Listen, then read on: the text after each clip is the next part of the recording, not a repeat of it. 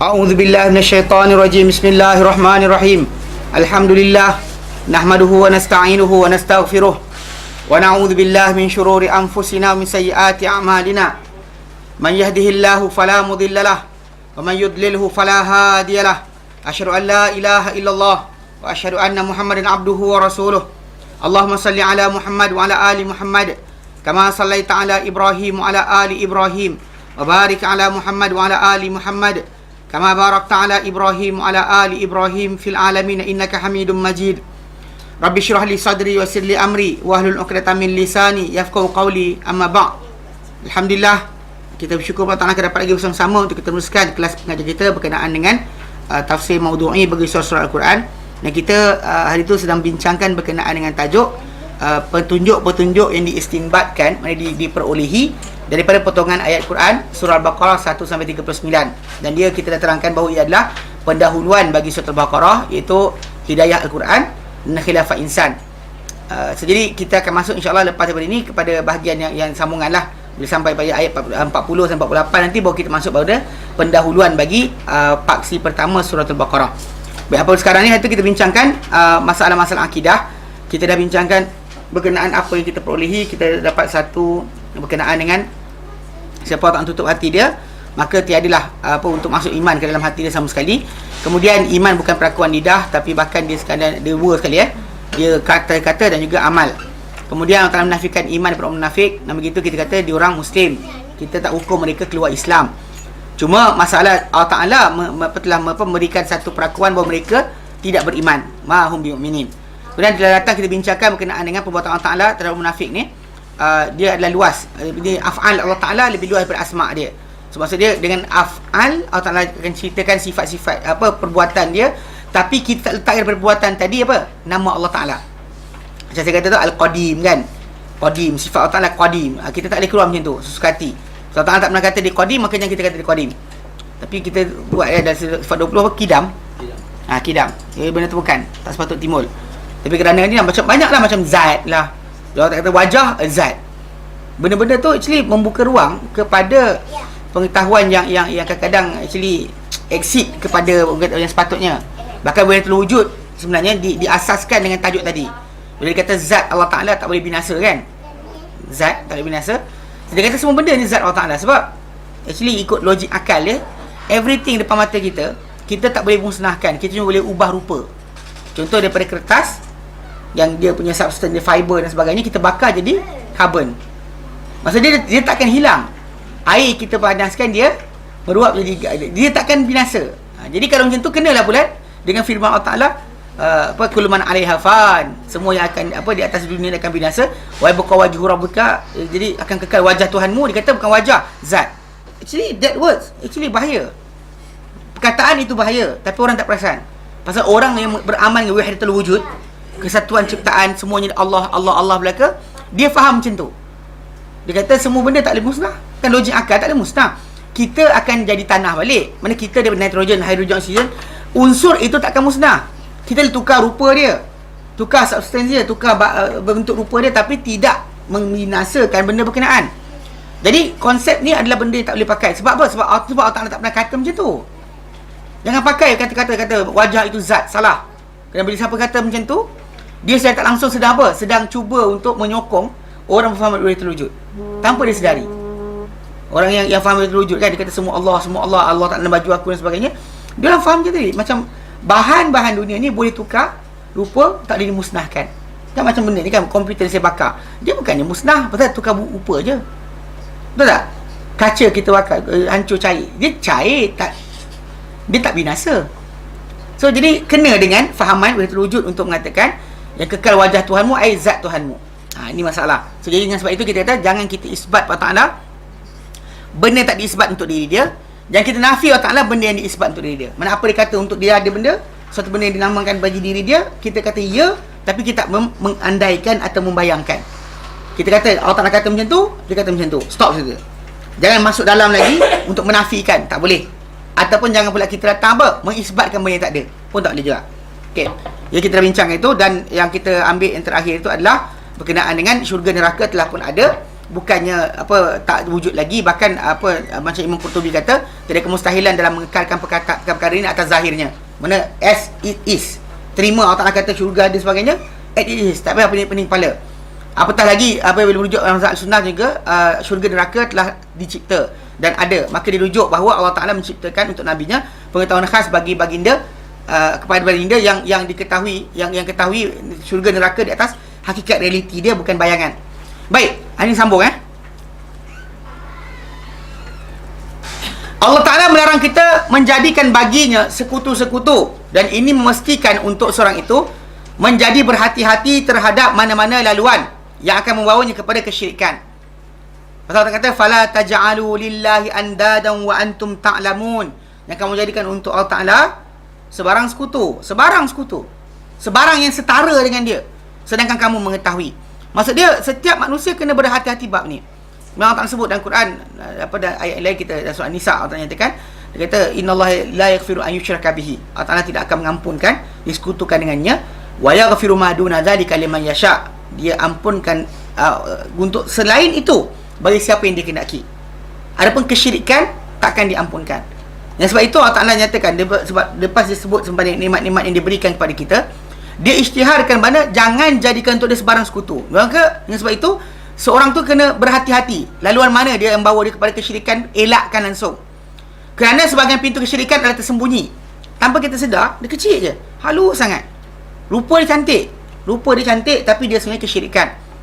Okey, pasal kita kata sekutu ni, dia kata di antara demikian adalah apa yang diriwayatkan daripada Abdullah bin Abbas. Dia kata dalam penjelasan ayat tersebut, di mana beliau berkata sekutu-sekutu adalah kesyirikan. Dia kata sekutu-sekutu yang dimaksudkan andad adalah kesyirikan, lebih tersembunyi berbanding dengan rangkakan semut di atas batu yang licin yang hitam dalam kegelapan malam. Kadang orang tak sedar pun dia buat benda berkenaan, tapi dah syirik. Ni yang kita kata kadang benda tadi kita nampak macam baik, tapi benda tu syirik. Contoh macam perbuatan setengah orang, dia pergi kat kubur wali-wali dan sebagainya, dia nampak macam orang tu ada kelebihan.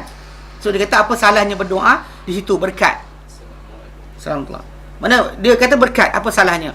Tapi sikit demi sikit dia telah hilang kedudukan dengan Allah Ta'ala sebenarnya, tanpa dia sedari.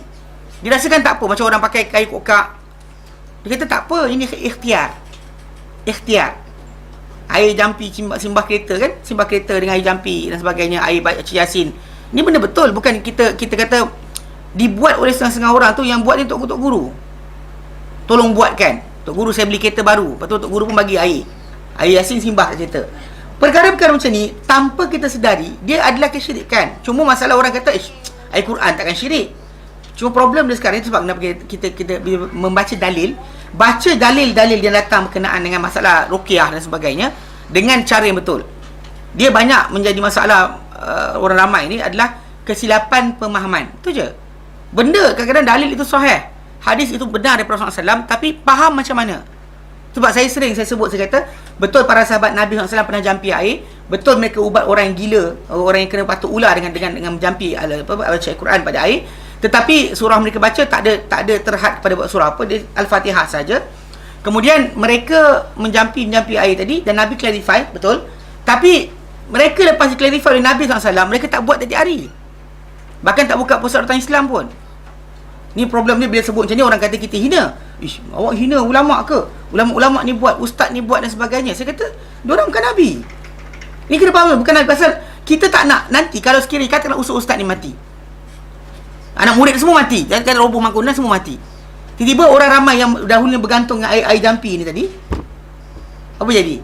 Dia kata kalaulah sekiranya Tok Guru tu hidup lagi, kalau orang sekian hidup lagi, mesti dia boleh jampikan air untuk boleh selamatkan anak-anak aku. Allah Ta'ala, soalannya Allah Ta'ala mana?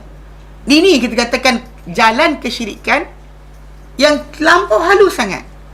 Kita disuruh supaya melafazkan iyyaka na'budu wa iyyaka nasta'in dalam solat. Dan Allah Ta'ala dah zahirkan bahawa segala benda di muka bumi ini dimudahkan, dijadikan. Kita dijadikan, orang sebelum kita dijadikan, barang-barang kita pakai dijadikan, semuanya dijadikan oleh Allah Ta'ala. Kau tak kata fala taj'alu lillahi andad, yang kamu jadikan untuk Allah Ta'ala sebarang sekutu. Wa antum ta'lamun, sekarang kamu mengetahui. Kamu tahu tak ada siapa pun yang mencipta. Bahkan siapa kamu minta tentu dia dicipta. Dia pun tadi wali mana sekalipun, ustaz ke siapa sekalipun, dia adalah makhluk ciptaan Allah Ta'ala. Ruang mana dia boleh berkongsi Allah Ta'ala kuasa untuk mengawal alam? Lebih lagi kalau dia kata macam zaman kita sekarang ni, ada orang mengatakan ada wali-wali kutub yang mengawal alam. Ini masalah, kerana kita kata sebelum wujudnya manusia, alam dah ada. Bumi ni sebelum Adam turun, bumi dah siap. Tanpa ada manusia pun, bumi dah ada. So yang pening kepala, macam ada orang kata, kalau bukan kerana Nur Muhammad takkan diciptakan alam ini. Wording macam tu. Dia datang mana benda ni? Pasal Allah Ta'ala tak bergantung pada mana-mana makhluk untuk menciptakan alam. Bahkan tanpa kita ada pun alam ni siap. Tu bila saya berikan gambaran, kan kita bincangkan dahulu dalam perbahasan kita yang lalu, yang sebelum ni, kan saya kata di alam ini semua benda berkait, saling kait mengait. Maksudnya kita buang satu, ini rosak.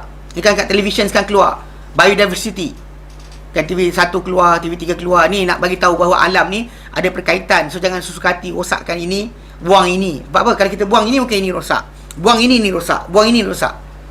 Hatta kita nyamuk kita tak suka pun, dia jadi makanan bagi ikan. Boleh jintik dalam air tu, ikan makan. Faham tak? Dia ada lingkungan dia. Dia tak boleh buang satu-satu rosak. Dia tak boleh kita kata tak suka.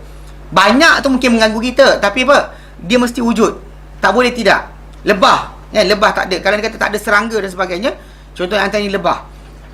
Boleh dikatakan penembungan tidak berlaku, maka ahli sains kaji, dia kata dunia akan kebuluran. Dunia ni akan kebuluran. Sebab apa? Sebab lebah tak ada.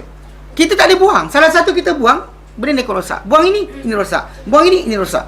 Jadi kepelbagaian tadi tu kita jaga. Tapi dalam begitu kita kata dalam banyak-banyak tadi yang kita terangkan dahulu, satu je yang kalau buang dunia tak rosak. Apa dia? Manusia. Manusia je. Kalau orang kata kita buang manusia, burung tetap terbang, awan tetap putih, langit tetap biru, dan lautan tetap macam tu, masin, sungai tetap mengalir, tak ada berkaitan. Tak ada kita pun Allah Ta'ala akan jadikan. Pasal binatang-binatang masih lagi menggunakan semua Allah Ta'ala jadikan tadi. Tak wujudnya kita tak beri kekurangan pada Allah Ta'ala. Allah Ta'ala isytiharkan surah Fatir ayat 15-16. Allah Ta'ala kata apa? A'udzubillahi minasyaitonirrajim.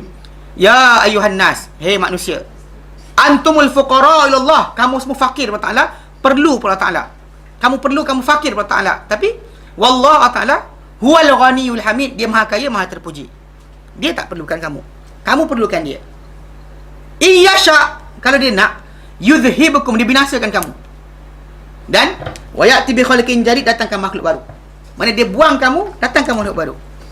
Allah kata apa? Wa ma dzalika 'ala Allah bi aziz. Bukanlah itu di sisi Allah perkara yang susah, tak sukar.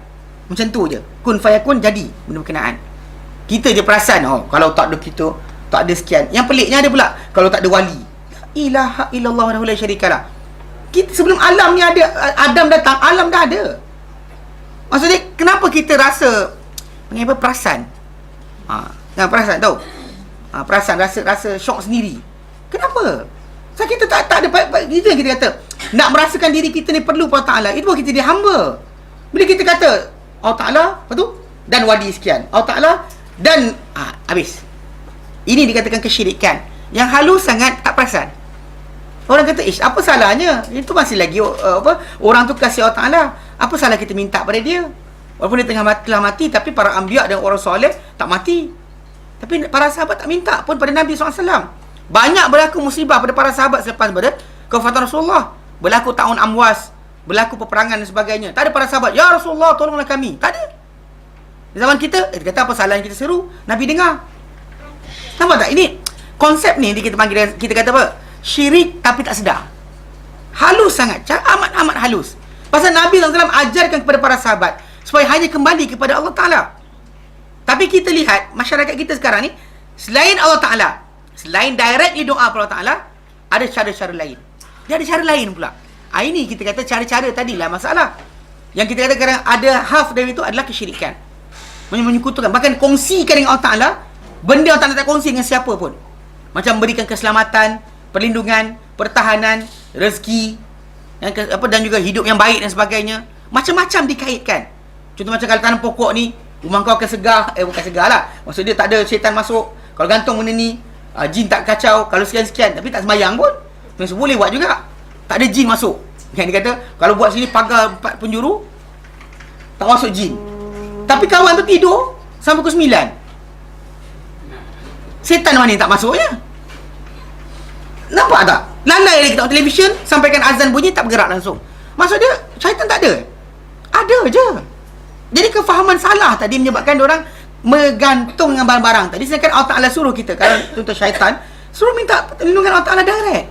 A'udzubillahi minasyaitanirrajim. Minta kepada Allah Ta'ala. Dia macam anjing yang kita ada, anjing yang degil kan, tak dengar cakap, kita jumpa tuan dia yang kita lawan dengan anjing tu. Bahkan kita nampak bodoh, dan kita akan nampak kelihatan macam bodoh lah lawan dengan anjing tu. Kita lagi bijak kan, anjing tu gungung, kita gungung balik kat dia kan. Masalahnya tu maksudnya kita kena bijak. Kebijaksanaan kita adalah kita jumpa solution adalah pergi jumpa tuan dia. Tuan dia saja akan cakap pada anjing, dan anjing tu akan diam. Adapun kita try pakai ini, pakai itu dan sebagainya, itu semuanya adalah apa? Khayalan semata-mata. Bahkan sampai kadang-kadang timbul kesyirikan. Timbul. Kononnya kalau pakai kayu sekian, setan tak masuk rumah. Serius setan. Benar Allah Ta'ala kongsi ke dengan sesiapa makhluk dia tentang hak berkenaan melindungi manusia daripada syaitan? Tak ada. Bahkan Nabi tak ajar pun kata kalau nampak setan, sebut nama aku 3 kali. Tak ada. Nabi tak ajar macam tu. Kamu terasa terganggu, sebutlah nama aku 3 kali. Tak, Nabi tak ajar. Ada sahabat Nabi SAW yang kita belajar isti'adzah dahulu, diganggu dalam solat dia, terganggu solat dia. Nabi suruh dia buat apa? Ista'idz billah, minta perlindungan dengan Allah Ta'ala. Nabi tak kata bayangkan muka aku. Kita tak nak semayang bayang muka guru dulu, mingi Robitoh ikut ikat, kalau tak ni kan putus dia. Nabi tak ajar pun sahabat tadi macam tu. Maksud dia ini kita katakan apabila Allah Ta'ala kata fala taj'alu lillahi andadan wa antum ta'lamun. Jangan jadikan untuk Allah Ta'ala sebarang sekutu. Macam Ibn Abbas kata apa? Sekutu-sekutu adalah kesyirikan lebih tersembunyi berbanding dengan rangkakan semut. Semut yang merangkak tu, rangkakan dia bunyi dia bergerak tu, di atas batu yang licin yang hitam pada malam yang gelap. Semut tu hitam, batu tu hitam, malam yang gelap. Bunyi yang halus sangat. Tak ada siapa yang perasan. Tapi itulah yang kadang-kadang berlaku pada manusia. Dan ia adalah bahawa dia berkata, contoh macam orang kata, dia kata apa? Demi Allah, demi nyawamu, wahai si fulan, demi nyawaku. Demi sekian. Contoh macam bersumpah. Atau bersumpah dengan nama Nabi pun tak boleh. Demi Muhammad, tak boleh. Bersumpah dengan nama Nabi tak boleh. Apatah lagi yang lain. Serta dia berkata, jika bukan kerana anjing itu pasti datang pencuri. Datang kepada kami pencuri. Kalau tak ada anjing tu, datang pencuri kacau kita. Ini Ibn Abbas kata. Ini nafas yang simple je. Tapi itu benda tadi menyebabkan tahu, halus kita lupa bahawa qadar Allah Ta'ala, ketetapan Allah Ta'ala mengatasi segala-galanya. Kita kena sedar kuasa Allah Ta'ala tu mengatasi segala-galanya. Bukannya masalah benda berkenaan. Berterima kasih, ya. Contoh macam kawan kita tolong kita. Tak adalah kita macam, kalau Allah tidak kena engkau, habislah aku, tak dapat selamat. Tak boleh cakap yang tu. Bagi kita kata berterima kasih. Semoga Allah Ta'ala balas kepada kamu kebaikan. Dia kata kamu bantu saya. Tapi kita tetap tahu yang bahawa dia datang tolong kita, nak tolong kita sebab Allah Ta'ala aturkan. Bukan sebab apa? Sebab hanya kerana dia datang kita terima kasih. Terima kasih pada yang menghantar dia. Faham tak? Bila postman kan hantar apa? Hantar, katakan kita dapat cek kan, orang apa, cek dan sebagainya, datang. Atau peguam lah, peguam. Okay, ada orang mati, bagi hadiah pada harta pada kita. Kita ada cium peguam tu, terima kasih lah banyak. Apa? Sebab dia cuma apa? Wakil sahaja. Kata terima kasih sekian, tapi kita tahu yang empunya badan, yang menyerahkan berkenaan. Tapi orang yang beri tadi kena tahu bahawa dia bergerak untuk beri kepada kita. Sebab apa? Allah Ta'ala yang gerakkan dia. Itu yang kita kata, semua sekali aturan Allah Ta'ala. Jadi seorang manusia sedar bahawa semua Allah Ta'ala jadikan, maka dia tidak akan balikkan terima kasih yang sebenarnya kepada Allah Ta'ala. Syukur sebenarnya kepada Allah Ta'ala. Yang depan ni adalah apa? Berterima kasih kepada orang berkenaan di atas apa? Kedatangan dia, menjadikan wakil kepada benda tersebut. Tapi tidak kepada dia saja. Pasal dia datang sebab Allah Ta'ala jadikan pergerakan itu berlaku. Jangan tak berterima kasih. Tak boleh juga kan? Tak ada gratitude pada orang buat baik pada kita, itu salah. Tapi kena faham bahawa orang tu buat baik pun sebab apa? Allah Ta'ala yang aturkan. Kadang-kadang ada orang tu, kita kata kita minta tolong, dia tak nak tolong. Ada orang tu, kita nak minta tolong, dia tolong. Nampak tak? So benda tu yang menggerakkan hati dia untuk berat nak tolong ke tidak, siapa? Allah Ta'ala. Mana itu yang kita kata bukan kawalan sesiapa, Allah Ta'ala yang kawal. So bila kita nampak orang tu buat baik pada kita, jangan pandang dia, pandanglah kepada apa? Anugerah Allah SWT. Itu cara dia. So takkanlah lidah kita terlafaz, kalau tak kerana anjing tu pasti pencuri datang masuk rumah saya. Tak ada. Takkan terlafaz. Apa? Anjing tu kadang tidur juga. Dia kenyang-kenyang nak makan, tidur. Pencuri datang dia tak bangun. Kalau tak jadikan dia tersedar dan sebagainya, dan dia nak berbunyi, tak ada sakit tekak pula. Sakit tekak anjing tu tak Kan faham tak? Semua tadi aturan Allah Ta'ala. Bukannya hanya berlaku hanya kerana apa? Kebetulan. Ya, bukan hanya kebetulan. Bahkan ia adalah aturan Allah Ta'ala, Tuhan yang maha bijaksana lagi maha mengetahui. Faham? Itu yang kita kata tak boleh terlafaz. Betul yang Ibn Abbas kata, kalau orang kata demi nyawa, demi Allah, demi nyawa wahai sefulan, demi nyawaku. Serta dia berkata, jika bukan kerana anjingnya ini, pasti akan datang kami pencuri. Ataupun, jika bukan kerana angsa dalam rumah, pasti datang pencuri. Kan bunyi angsa tu, maka pencuri datang. Dan juga dia kata apa dia kata juga kata-kata seorang kepada temannya, apa yang dikehendaki Allah Taala dan apa yang dikehendaki olehmu. Masya-Allah wa syi'ta. Wah, pakai wah je. Itu pun Nabi tak benarkan. Apa Allah Taala nak dan apa kau nak. Oh, serius tak boleh. Kemudian apa kau nak. Apa Allah Taala tetapkan dan kemudian dia summa. Nabi tak benarkan para sahabat melafazkan dengan wah. Bagi orang, separuh orang dia kata, alah benda kecil je Ustaz, apa salahnya? Kan, benda tu kita faham sendiri. Tak, tapi Nabi larang. Bila para sahabat kata, Masya Allah wa syi'ta. Apa yang Allah Ta'ala nak dan apa yang kau nak, ya Rasulullah. Dan Rasulullah SAW ni kekasih Allah Ta'ala. So, dia kata doa baginda tak boleh disamakan doa sesiapa. Keinginan baginda tak keinginan siapa. Keinginan baginda ni, Allah Ta'ala kedepankan mengatasi keinginan orang lain. Namun begitu, tetap Nabi larang para sahabat untuk mengatakan, Masya Allah wa syi'ta. Apa Allah Ta'ala nak dan apa kau nak. Dia sebut dan je. Dan.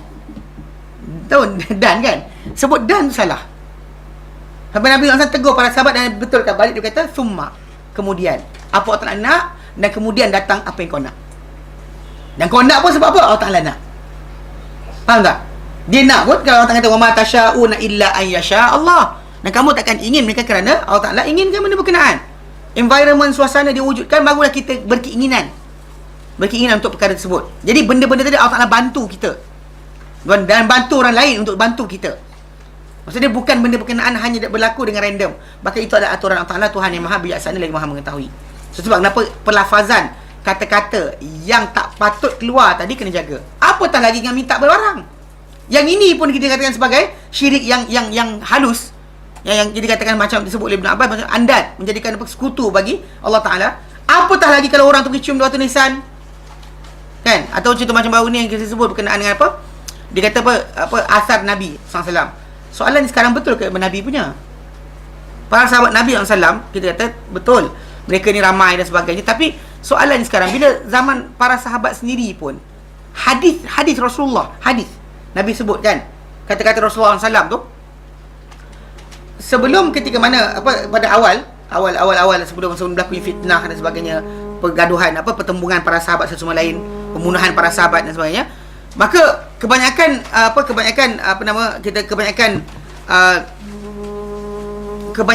para sahabat bila dengar saja macam Ibn Abbas kata qala Rasulullah SAW, terhadap Rasulullah SAW, maka dia kata kami hadapkan wajah kami kepada dia dan mengalir air mata kami bila dengar apa qala Rasulullah SAW. Tapi lepas manusia ni melintas laluan baik dan buruk, kan, tak kisah, sama je. Yang jadi jalan mulia, jalan hina, semuanya lintas. Maka lepas itu Ibn Abbas kata apa? Kami tak ambil kecuali orang yang kami kenal saja.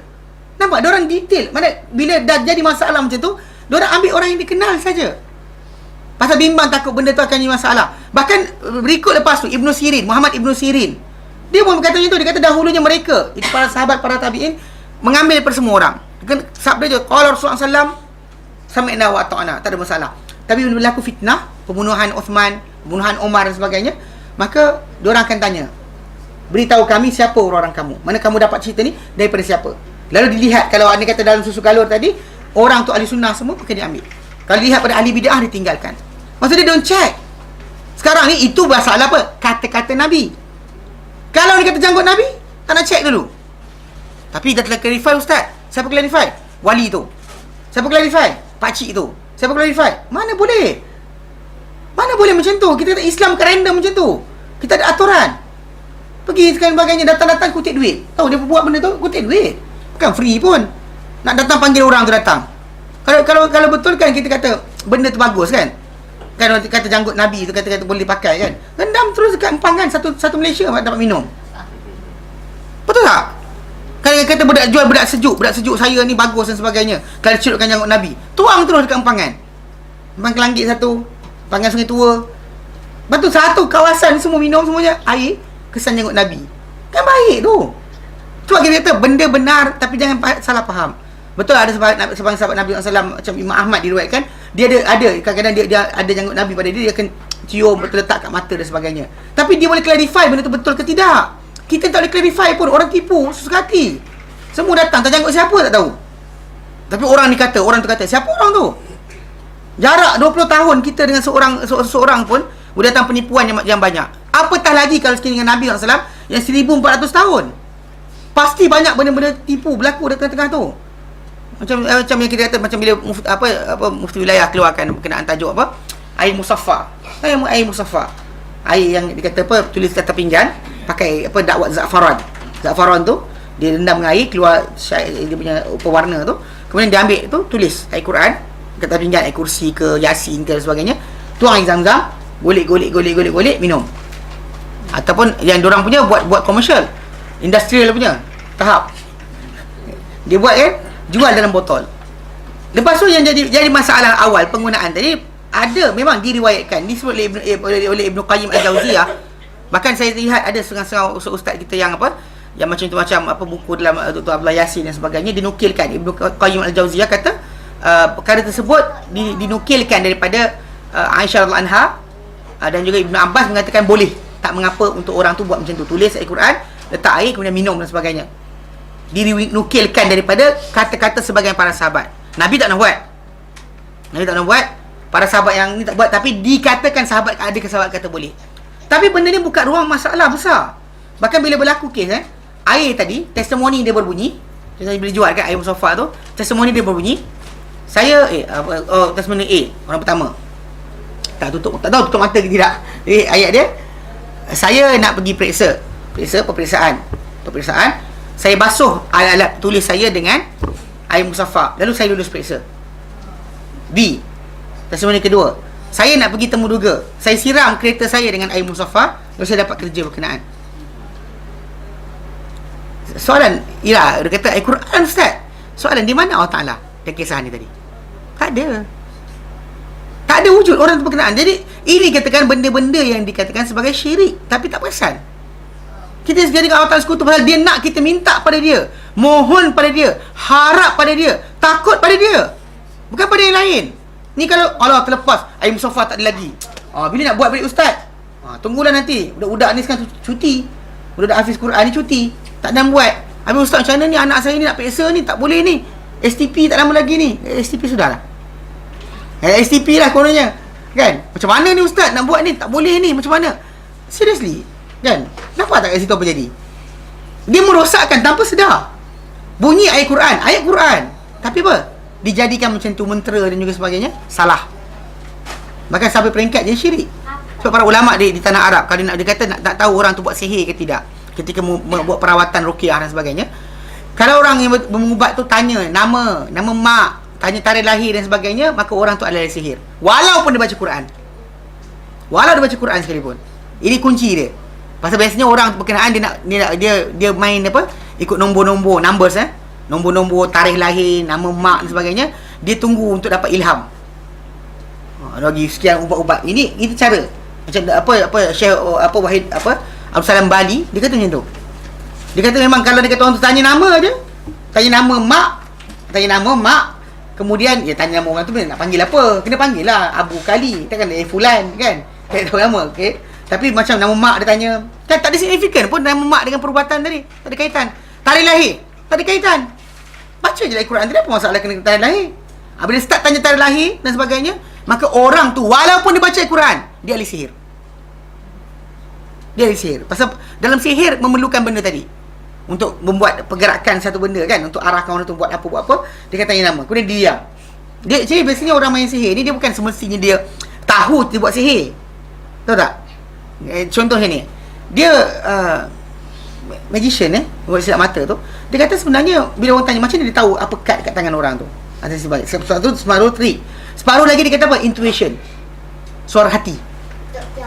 Dia rasa suara hati dia bunyi kan. Dia kata macam tu, macam bila kau dengar telefon bunyi, kau boleh jangkakan siapa yang di dalam talian tu. Okey, orang tu yang mana rasa itulah yang dikatakan bila aku teka tu, macam tu rasa dia. Mana orang tu dia asah perasaan tu. Itu suara jin. yang dilemparkan oleh Qarin dia, kepada jin Qarin dia, supaya dia dapat bercakap macam tu. So lepas tu dia pun menyesatkan orang, sesatkan diri dia, sesatkan orang lain. Kalau kata tak ada siapa manusia ada kepandaian ni tadi, tak ada siapa boleh buat. Tak ada siapa boleh tipu dengan kononnya Allah Ta'ala alimul ghaib, tapi ada manusia juga. Nampak tak? Dia kongsi. Dia nak kongsi dengan Allah Ta'ala. Ini benda-benda macam ni kena jaga. Tanpa kita sedari, masyarakat kita tenggelam pada tajuk ni. Tengok cerita hantu banyak sangat masalah. Semua cerita hantu. Hantu sekian lah, hantu sekian lah, hantu sekian. Kan, padahal tak ada pun hantu tu masak nasi sendiri. Kan? Nak bagi lembu seekor tak boleh sembelih. Kan? Bagi seekor lembu tengok.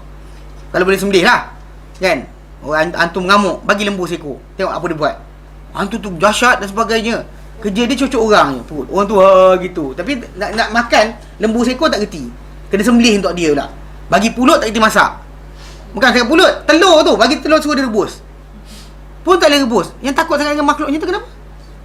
Nampak tak peliknya manusia ni? Jadi secara tak langsung di sini kita kata kesyirikan itu kena jaga. Allah Ta'ala sebut wala fala taj'alu li andadan wa antum ta'lamun. Itu antara benda paling besar kita kena jaga. Hatta apa saja perkara yang bawa pada kesyirikan, tinggalkan. Walaupun orang kata macam ada macam boleh lagi kan, elakkan sama sekali, walau sekecil mana sekalipun. Pasal kita tak nak diri kita ni termasuk dalam golongan berkenaan. Ini kita dekati, bukan setakat ni saya tak buat syirik ustaz, saya tepi sebelah dia. Tak buat sebelah pun tak boleh. Kan, sebelah pun tak boleh. Jangan sekali-kali kita ada ruang sikit pun untuk dekat ke sana. Dengan sebab ini kita kata segala perkara-perkara, dengan sebab itu yang mufti wilayah jawab mufti wilayah, dia haramkan berkenaan air musaffah tadi tu, sekat. Kerana apa? Membuka pintu kesyirikan. Itu je. Walaupun bunyi macam ayat Quran, tapi lah sekali orang ramai jadi macam tangkal lah. Macam beli macam gelang magnetik. Pakai-pakai terus kuat boleh angkat motor. Kan? Tak ada kaitan pun sebenarnya. Tapi jadi apa benda beza dia? Yang orang Cina datang dengan kikong gitu kan. Letak aura. Kita pun datang dengan benda macam ni. Lepas tu dia tanya, apa alternatif ustaz? Kalau kita tak buat macam tu, kita nak pakai apa? Saya kata kita kan ada iman. Kadar Allah Ta'ala berlaku pada kita. Kita sakit, kita letih, kita penat, itu dah ada pahala di situ. Jangan kita sangkakan bahawa alam ini kena berjalan macam mana kita nak. Jadi baik, jadi kita kenal Allah Ta'ala, baik Allah Ta'ala je, terus semua sekali mudah. Para anbiya bersepah, yang kita kata ramai para anbiya, tak ada pengikut pun. Yang dibunuh pun ada. Kan Nabi Yahya dibunuh oleh kaum dia sendiri. Dihantar diangkat. Maksud dia apa jadi? Dibunuh. Betul Allah tak tolong ke? Tak tolong. Allah tak tolong, tapi bukan dengan cara macam kita bayangkan. Kita bayangkan bila orang tu kekasih Allah Ta'ala, maka tak ada siapa boleh memudaratkan dia. Tak, dia boleh mudarat dengan izin Allah Ta'ala. Jangan salah faham. Tapi kita biasa tengok cerita Superman di masalah tu. Kita bayangkan bila orang tu dapat lindungan Allah Ta'ala, takkan dikacau oleh siapa saja. Tak. Hatta semayang pun akan dikacau. Tengah semayang dikacau, apatah lagi waktu-waktu lain. Macam mana? Memang Allah Ta'ala jadikan benda itu sebagai, itu Allah Ta'ala jadikan itu sebagai beban ke atas kaum yang bunuh tadi. Pasal Allah Ta'ala membenarkan pasal Nabi ni manusia, dia bukannya Tuhan. Dia manusia. Dia sakit, demam, kahwin dan sebagainya. So, saya tak boleh membunuh pula. Allah Ta'ala sebut dalam Quran, wa ma Muhammadun illa rasul. Tadilah Muhammad menjadi rasul yang utusan. Qad khalat min qablihi rusul, telah berlalu sebelumnya utusan yang ramai. Afa imata, adakah kalau dia mati? Au qutila, atau dia dibunuh? In qalabtum ala aqabikum, kamu akan berpaling dari pendirian kamu. Allah Ta'ala tanya macam tu. Maksudnya dia bukan Tuhan. Kita hormati baginda, kita berselawat ke atas baginda sebagai cara mendapat syafaat hari akhirat nanti. Bahkan kita kedudukan baik di sisi Allah Ta'ala dengan banyaknya berselawat ke atas baginda SAW. Tapi bukan dengan menjadikan Nabi SAW setara dengan Allah Ta'ala. Tak boleh. Setara tidak. Tapi dibunuh, boleh dibunuh, boleh mati dan sebagainya. Itu Allah Ta'ala nak jadikan mati, Allah Ta'ala matikan. Itu para anbiya tu Allah Ta'ala sebut tentang Bani Israel ni.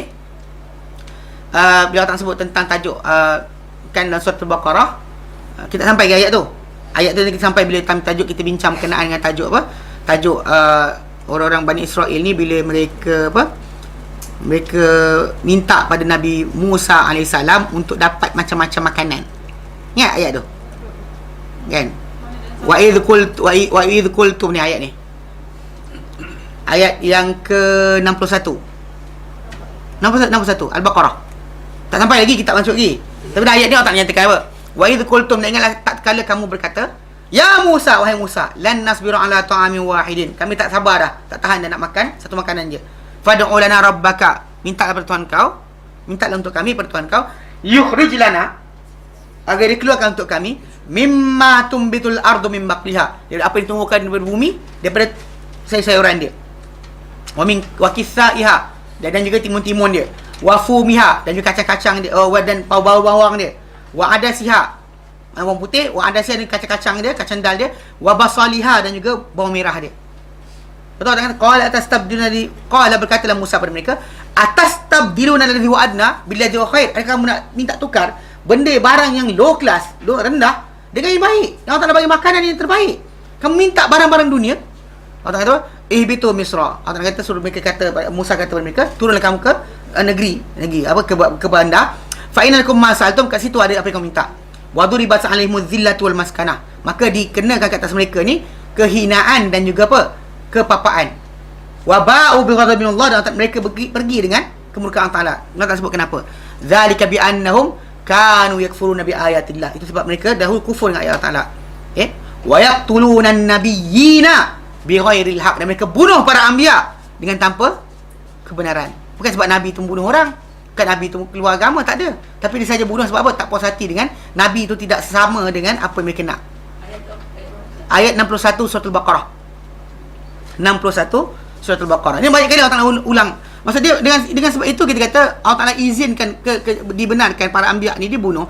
Bukan maksud Allah Taala tak sayang para anbiya tadi. Pasal memang Allah Taala jadikan para anbiya ni manusia, bukannya Tuhan. Maka kalau dia kata Allah Taala nak jadikan terbunuh dan sebagainya, benda tu boleh berlaku. Dengan sebab itu kita kata bila orang tu berdakwah atau belajar Islam ni, jangan disangka lepas dia belajar banyak lalu dia akan kebal. Faham? Lepas saya belajar banyak di tafsir ni, alhamdulillah, lepas ni tak sakit dah. Kalau sakit, macam mana boleh sakit? Kan dah belajar tafsir, hafal Quran dah, kenapa sakit juga? Ini kan jawapan dia. Bahkan kita kata, bahkan kalau dia kata dah hafal Quran sekalipun, apa nak mati ke dan sebagainya, boleh. Bukan tak mati. Lepas hafal Quran tak mati langsung. Tak demam, tak sakit. Hatta Nabi sendiri pernah Allah Taala jadikan kena sihir. Nabi Muhammad SAW pernah kena sihir. Itu Allah Taala jadikan kena sihir sebab apa? Supaya menjadi pada orang yang berikutnya panduan. Supaya kalau berlaku apa-apa pada diri kita, kita tak ada macam, aku dah baca dah doa pagi petang, aku dah solat dah waktu-waktu yang disuruh, aku dah solat sunat lagi, aku dah makan dah apa madu, tamar dan sebagainya, makan saudak lagi, apa salah kena juga penyakit? Kalau dia cakap macam tu, maksud dia tak faham kan konsep sebenar Islam itu. Allah Taala tak jadikan Islam itu untuk anda kekal di muka bumi. Tak. Anda bukan belajar agama untuk kekal. Anda bukan belajar agama untuk supaya anda tidak akan sakit. Bahkan anda belajar supaya anda jadi seorang yang redha dengan ketentuan ketetapan Allah Taala. Bahkan supaya anda selamat di sana, bukan di sini, di sana. Dunia ni tak dapat apa pun tak ada masalah, tapi di sana nanti. Di sini sekejap, pakai berapa lama kan, kita beli barang paling mahal, tapi lepas beberapa tahun dia akan hilang nilai dia. Sebenarnya dia akan hilang nilai, tak ada masalah. Beli kereta paling mahal kan, bawa lah 2-3 bulan paling best, lepas tu keluar model baru, boleh gigit jari nak beli model baru pula kan, macam tak barulah pula aku punya kan. Nampak macam tu kali. Masa dunia ni tak pernah berhenti. So kalau kita sibuk dengan dunia, kita akan rugi. So dan agama bukan datang untuk anda kekal kat dunia. Agama datang untuk memandu arah anda supaya selamat di akhirat nanti, tempat kekal abadi. Nah, tapi banyak orang dia sangka bahawa lepas beragama semua benda akan petik dapat.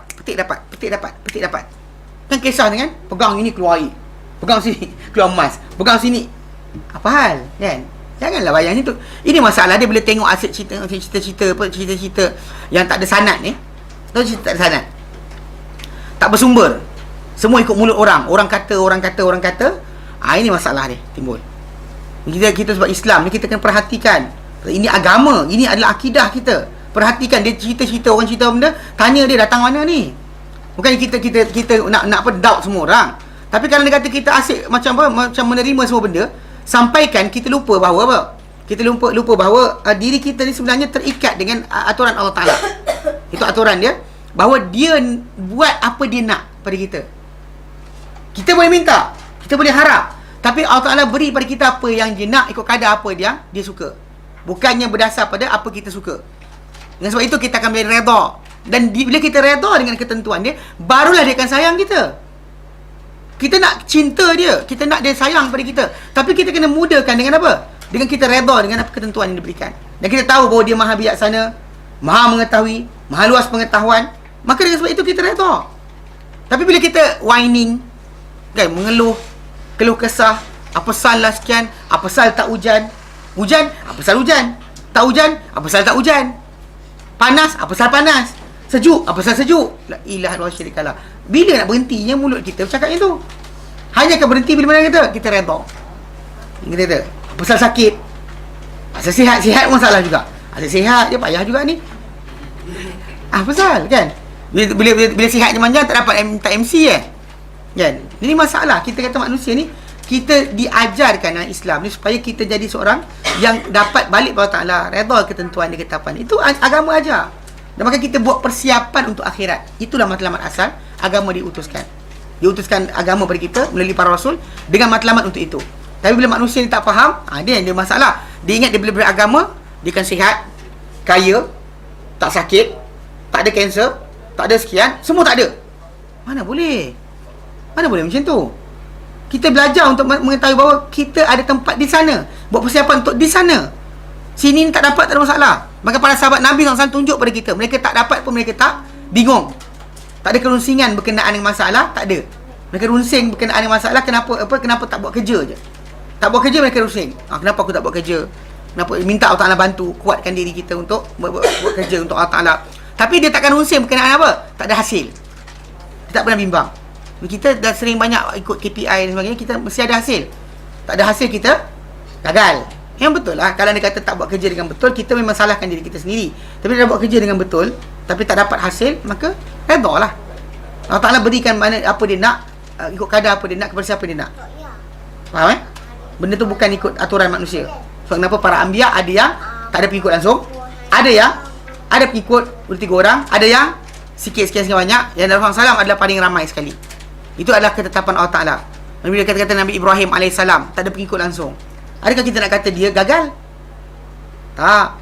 Nabi Nuh AS belasan orang, atau adakah 70 orang, dia gagal ke? Tak. Semua para anbiya tak gagal. Maka memang Allah Ta'ala jadikan macam tu untuk pengajaran kita.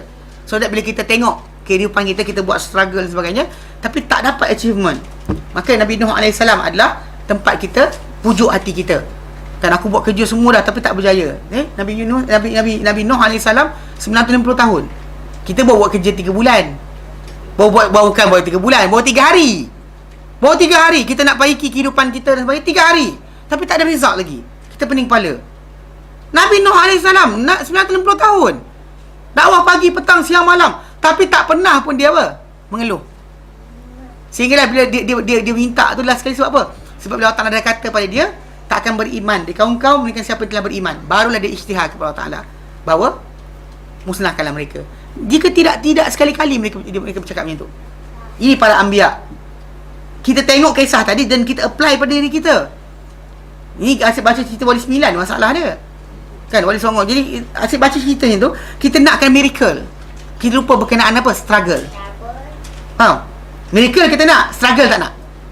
Tak nak struggle, tak nak sekian. Tapi nak apa? Keajaiban.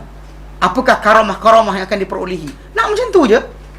Letih penat tak nak? Nak letih penat. Yang penting apa? Dapat cium benda berkenaan, terus jadi baik. Mana boleh macam tu? Mana kita mujahadah kita nak lawan nafsu kita. Macam mana kedudukan tadi? Itu saya pelik. Bila yang banyak buat kerja macam ni kan, yang edarkan barang-barang pelik kan, minum air terus jadi pandai, minum air terus jadi baik. Anak kita nakal, bagi air terus baik. Dia orang macam ni, saya peliknya, tukang sebar ni katanya orang-orang yang bertasawuf. Maksud dia beramal dengan apa? Redha, balik pada Ta'ala, harap pada Ta'ala. Tapi banyak sangat shortcut. Faham tak? Banyak sangat shortcut. Dia tak macam tak baca kisah para anbiya ke? Dia semua nak cepat, nak macam terus minum air, tengok anak nakal lah ustaz, ambil air ni. Ini sekian ustaz, tak kahwin lagi, bagi air. Semuanya air. Janganlah kita mainkan agama macam tu. Sebab yang kita kata dalam tajuk ni, Allah Ta'ala jadikan pada kita ni jalan. Dan bila kita buat effort, struggle dari tu, di situlah sebenarnya nilai kita. Besar ni tidak nilai kita adalah dengan apa? Nilai apa? Nilai usaha yang kita buat dan redha kita lepas tu. Buat usaha, redha, dan let go. Ada, tak ada, sudah, alhamdulillah. kita redha. Kita tahu Allah Ta'ala takkan halang kita di satu perkara, atau dia anugerah satu perkara, melainkan apa? Dia tahu kenapa, apa yang patut, apa yang tidak. Kita buat the effort, tapi tak diberikan ke apa sebarang natijah, maka kita redha dengan aturan Allah Ta'ala. Pasal mungkin bukan kita. Kadang ada orang dia panggil runsing. Dia buat dah kerja kan, runsing. Mana Islam sekarang ni sekian-sekian runsing. Dia tahu runsing. Runsing ni bahaya. Dia runsing ni adalah dalam benda akhirat, ya. Macam, kenapa aku tak buat ibadat lagi? Runsing, yes. Kita runsing benda tu tak apa. Runsing barang dunia masalah. Walaupun hatta dan dakwah. Contoh macam kita dah berdakwah, atau kita tegur keluarga kita kan, semua pun suka buat benda khurafat dan sebagainya. Kan semua gantung ini, rotan songsang, kuda laut. kita tak tahu macam nak buat. Gambar apa Sultan Kedah. Kan? Yang pakai bulu cendrawasih kan? Bulu cendrawasih dan sebagainya. Kita nampak depan mata kita try so hard untuk baiki. Tapi apa tahu? Kita dengan kerunsingan masalah. Dia runsing tu akan makan kita. Kita patutnya kita buat saja effort yang kita buat, tegur dan sebagainya. Bagi bacaan, ajak mereka datang kelas agama. Kalau tak berjaya juga, redha lah dengan ketetapan Allah Ta'ala. So, Nabi kena redha dengan Abu Talib. Nah, kita tak nak redha pula. Ya Allah, aku buat kerja banyak dah, saya tak dengar cakap. Nabi Muhammad SAW dia buat kerja lagi dahsyat dari kita. So, jadi dengan sebab itu, kita jangan terlampau harapkan magic. Tahu? Magic. Islam ni bukan tongkat sakti kan. Ketuk, ting baik, ting dengar cakap, ting pandai, apa lagi? Tak ada, bukan macam tu. Tapi lah, pasal saya kata tadi, bila tengok cerita yang apa? Cerita wali-wali ni, semuanya on the spot. Ini masalah dia. Itu sebab kenapa kita kata pemahaman ini kena betul. Pasal jangan sampai nanti last kali kita apa? Cari benda yang bukan Allah Ta'ala tuntut kita cari. Dalam kita lupa, kita ni sebenarnya berkait Allah Ta'ala lebih daripada yang lain. Kita kena ikat diri kita dengan dia. Ikat diri kita dengan dia. Ketakutan, pengharapan dan sebagainya hanya pada dia, tidak pada yang lain.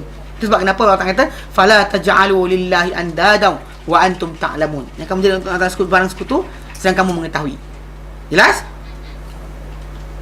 Seterusnya, dalam masalah akidah dalam ayat yang kita 1-39 tu, hidayah dan penyesatan adalah di tangan Allah. Bila Allah Ta'ala kata apa? Bila Allah Ta'ala kata berkenaan dengan orang-orang kafir bertanya, kata, madza aradallahu bihadza masala, apa Allah Ta'ala nak dengan pemisalan ini? Bila Allah Ta'ala buat satu contoh perbandingan, ada orang tanya, kenapa Allah Ta'ala buat contoh ini? Kan ada contoh lagi hebat, kenapa tak pakai hebat lagi? Kenapa perlu macam ni? Allah Ta'ala kata apa? Yudhillu bihi katsira wa yahdi bihi katsira. Allah Ta'ala sesatkan dengannya ramai, Allah Ta'ala berhidayah dengannya ramai. Ayat ini memberikan gambaran bahawa yang memberikan hidayah dan menyesatkan manusia adalah Allah Ta'ala. Tapi kena ingat, yang dimaksudkan dengan menyesatkan itu bukan maksud Allah Ta'ala paksa orang sesat. Maksud dia macam hidayah macam tu juga. Tapi bab penyesatan dia ada bab hidayah ni dua konsep. Hidayah manusia ni terima ada dua. Satu hidayah panggil hidayah irsyad. Hidayah irsyad, hidayah panduan. Hidayah panduan. Dan satu lagi dipanggil hidayah taufik. Hidayah penepatan, ditepatkan. Satu panduan, satu ditepatkan. Okey, beza macam ni. Kalau hidayah irsyad ni, maksud dia sini, katakan kita dekat sini, dekat Taman Tun ni, nak pergi ke Shah Alam. Tapi tak tahu jalan. Tak tahu jalan.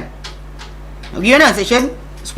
Okay, U10 katakan. Lepas tu kita turun bawah ni, jumpa dengan orang, kata, pakcik, minta maaf, nak pergi U10 macam mana? Shah Alam. Dia kata, biasa saya bawa awak. Ataupun satu lagi, yang awalnya adalah irsyad lah. Dia kata apa? Awak pergi jalan depan ni, nampak simpang tu, kau nak kanan. Nampak sekian-sekian, kau nak kiri. Dia bagi tahu satu persatu apa patut buat. Tapi dia tak pegang ke tangan kita, dia tak bawa kita jalan. Dia cuma bagi arahan saja. Dan kita pun ikut arahan dia, ke kanan, ke kiri, kita sampai pada tempat berkenaan. Itu panggil panduan. Satu lagi hidayah, bentuk dia macam same scenario, kita nak pergi tempat yang kita tak tahu, jumpa orang, kita tanya dia macam nak pergi tempat berkenaan. Orang tu ambil tangan kita, dia bawa masuk ke kita, saya hantar awak sampai depan pintu tempat kita nak pergi. Nak kira SCC Mall. Okey, kan lagi dia beli baju okey, dia nak pergi SCC Mall. Dia kata, jadi dia hantar orang tu kata, "Mes saya bawa awak." Yang tadi kita tanya, dia bagi tahu arahan, tapi dia tak bawa kita. Yang second one kita tanya, dia bawa kita sampai depan pintu. Okey. Dua pemisalan ni pernah berlaku kan? Kita pernah berlaku? Pernah kan? Ada orang kita tanya, dia bagi arahan. Ada orang kita tanya, dia bawa kita. Ikut saya belakang. Dia bawa sampai tempat yang kita nak. Okay. Dua tadi, the first one, yang kita beri panduan saja, irsyad tu, dipegang oleh para anbiya. Atau siapa-siapa mewakili para anbiya. Para ulama, ustaz dan sebagainya. Dia hanya berikan guidance. Dia tak dipaksa. Dan ini Allah Ta'ala kata, bila Allah Ta'ala sebut pada Rasulullah SAW, Allah Ta'ala kata, wa innaka latahdi ila siratim mustaqim, dan engkau benar-benar memberi hidayah kepada jalan yang lurus. Wa innaka wa innaka lahadil ladina amanu. Okey, wa innaka lahadil ladina amanu. Lahadil ladina amanu. Surah Al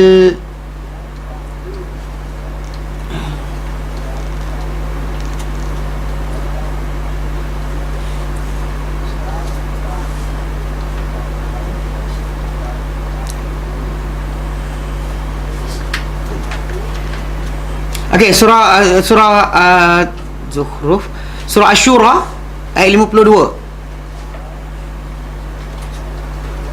Asy-Syura 52. Asy-Syura Asy-Syura 52.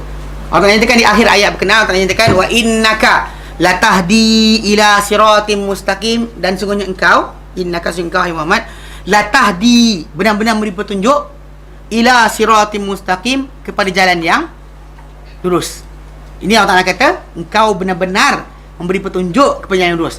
Tapi dalam masa Allah Ta'ala juga nyatakan pada Rasulullah SAW, ayat yang kita sering baca, itu innaka la tahdi man ahbabta walakinallaha yahdi man yasha. Ini ayat ni kita kata, boleh kata semua orang dengar ayat ni dan juga tahu. La tahdi. Surah Al-Qasas 56. Al-Qasas 56. Maksud dia, okey, kalau kita gabungkan dua ayat tadi. Satu surah Qasas kata, engkau tak beri hidayah siapa engkau sayang. Innaka la tahdi man ahbabta. Engkau tak beri sayang, engkau beri hidayah pada siapa yang kau sayang. Walakin Allah, tapi Allah Ta'ala lah yahdi man yasha, beri hidayah pada siapa dia nak. Tapi dalam ayat yang surah tadi, surah surah Asy-Syura tadi 52, Allah Ta'ala nyatakan wa innaka, dan engkau Muhammad la tahdi, benar-benar memberi hidayah, benar-benar memberi petunjuk, ila siratim mustaqim, berjalan lurus. Satu Allah Ta'ala kata ya, satu orang kata tidak. Okay. Yang kata ya tadi adalah irsyad. Maksudnya menunjukkan. Memang kita kata bila kita tanya orang guidance kan, dia tunjukkan jalan dan sebagainya. Memang itu irsyad. Para anbiya kerja mereka irsyad, tunjuk manusia pada jalan yang lurus. Tapi untuk menarik maksa manusia dia tak boleh. Sementara bila Allah Ta'ala kata dia memberi hidayah, itu tajuk lain. Kalau Allah Ta'ala beri hidayah tadi, dia beza. Pasal dia boleh tarik orang berkenaan, datangkan dengan asbab sampai orang tak boleh tinggalkan untuk dapat hidayah juga. Itu kenapa kita minta Allah Ta'ala supaya baiki akhlak kita. Dan doa solat malam kan, Allahumma hdini li ahsanil akhlaq. Ya Allah, berilah aku hidayah kepada, tunjukkanlah aku kepada akhlak yang baik. Kerana tak boleh menunjukkan aku kepada akhlak baik kecuali engkau. Maksudnya lafaz itu menunjukkan bahawa kita nak sangat. Dan Allah Ta'ala boleh palingkan. Kalau katakan kita ada satu attitude macam perangai-perangai tak elok, tengok lihat benda tak elok sebagainya, Allah Ta'ala boleh datangkan kita kesibukan sampai kita tak ada masa nak tengok benda yang tak elok. Nak cakap benda tak elok pun, dia datangkan dengan asbab.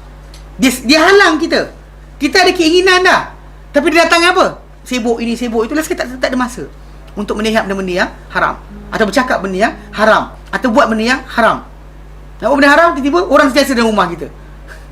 Jadi macam, Pak Mentua ada rumah, sikit rumah, macam mana ni? Kan? Maksud dia, benda tadi itu bagi Allah Ta'ala, bila dia nak bagi hidayah pada orang tu, semua arah akan datang. Menyekat orang tu buat jahat, membawa orang tu kepada kebaikan. Itu dia kata, dia pandu. Dia pandu betul. Maksud dia macam tu lah, mesin di tangan, saya bawa awak. Dan sekarang tu saya buat, nanti kena colik kan? Tapi kita kata benda tadi macam apa yang dikatakan sebagai taufik, itu dia. Mana Allah Ta'ala boleh pandu sesiapa dia nak, dengan cara yang dia nak. Mana kita kata ada orang banyak tengok kematian, kita ada tengok kematian. Tapi ada orang tengok kematian, tiba-tiba satu hari dia insaf. Dia tengok kematian, tiba-tiba hati dia rasa takut. Ada orang tiap hari tengok mati, tak takut pun. Tak takut pun, sikit tak takut.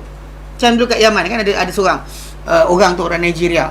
Dia actually ada sindiket, kita sindiket pelacuran kelas atasan kita kata. Dia ambil student daripada kelas medik medik. Bila diorang keluar tak nak masuk buat kerja tu, diorang bunuh, kemudian organ dijual.